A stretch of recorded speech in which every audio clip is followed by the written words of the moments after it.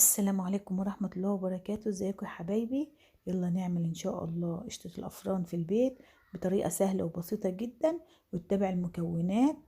قبل ما نبدأ كلامنا نسمي الله ونصلي على الرسول. اللهم صل وسلم وبارك على نبينا محمد. الكمية الجميلة دي كانت من كيلو دقيق. يلا نخش الفيديو ونشوف الجمال والحلاوة ده اتعمل ازاي. معايا حوالي كوبايتين حليب دافيين، هنزل بيهم في البولة بتاعتي او الطاجن او اي حاجة عندك.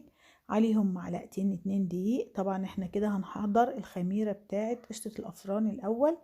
3 معالق سكر كبار كده حلوين. هندوب المكونات دي كويس جدا، ومعاها طبعا باكت الخميرة هيتحط كامل، هو حوالي 12 جرام. بمضرب البيض اليدوي وقلب المكونات دي كلها في بعضها كده بالطريقة دي. هنسيب بقى الخميرة تختمر، غطيها ونحضر المواد الجافة بتاعتنا. المواد الجافة عبارة عن كيلو دقيق كامل، عليه معلقتين 2 بيكنج باودر. ما تكتريش البيكنج باودر فيها، معلقتين 2. رشة ملح، وقلب المكونات الجافة دي كلها مع بعضها. هتجيبي العجان او البولة بتاعتك اللي انت هتعجني فيها، هنزل بيها بربع كيلو زبدة بدرجة حرارة المطبخ، وعليها 2 بيضة بدرجة حرارة المطبخ، عليهم الكيلو الدقيق ورشة ملح. طبعا احنا رشينها طبعا معاهم. ما تكتريش الملح عشان ما تطلعش حادقة معاكي. هو بين صوابعك كده او على سن المعلقة، حاجة بسيطة. انا عايزاها حبيبات رمل كده. قلبنا الدقيق والزبدة والبيض مع بعض كده، عملت دي بقى الخميرة اللي احنا عملناها. ما شاء الله، شوفوا قوامها جميل جدا وريحتها روعة. طبعا انت بايدك هتعجني كويس. انا بالعجان حطيت حوالي معلقتين 2 زيت وهي بتتعجن بعد ما اتلمت كده ما شاء الله، وبقت عجينة طرية جميلة جدا. هنزل بقى على الرخامة وهديها طبعا عجنتين كمان كده بالطريقة دي. هي ما شاء الله عجينة طرية جدا وجميلة. شوفوا بكيس بتاع التلاجة، وهنغطيها. هنشتغل على طول علشان ما بتختمرش قشطة الأفران. هنقطع كده بالقطاعة اللي معاكي أو سكينة، الحجم اللي انت عايزاه. طبعا هي قشطة الأفران بتتباع صغيرة، فاحنا هنعملها الحجم بتاع الأفران عشان تطلع زي بتاعة الفرن بالظبط. هنقطع كده، وبين ايديكي لمي العجينة كده، كوريها كويس. انا عايزاها كويسة، فضي الهوا منها كده علشان طبعا يبقى من تحت زي فوق بالظبط، ما تتفتحش منك من تحت. شوفوا ما شاء الله. اللي وصل معايا الفيديو لغاية هنا ما ينساش يفعل زر الجرس ويشترك في القناة ليوصلكوا كل جديد ان شاء الله. وهكمل الكمية بتاعتي كده بنفس الطريقة، وطريقة سهلة وبسيطة، ويا رب تعجبكم الطريقة بتاعتي. وما تنسوش اللايك يا جماعة عشان يرفع الفيديو وكل الناس تستفاد منه. وكده الكمية اللي معايا هعملها بنفس الطريقة وهلمها كده. وتغطي طبعا علشان وشها ما ينشفش. بكيس التلاجة افتحيه وغطيه كده بالطريقة دي.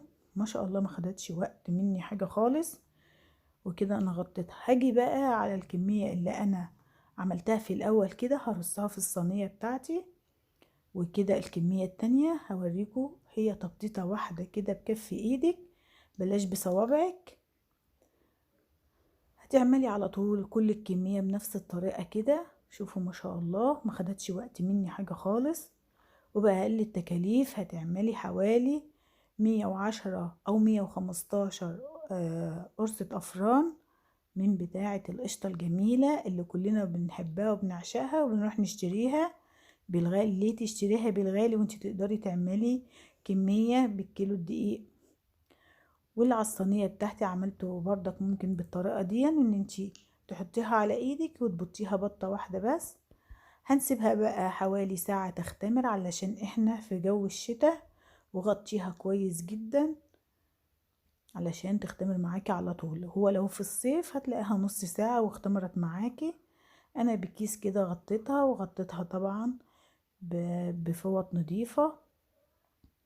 ودي دخلتها الفرن. الفرن طبعا انا مسخناه على درجة حرارة 190. كده بالطريقة دي. شوفوا ما شاء الله اتنفخت وجميلة جدا في الفرن.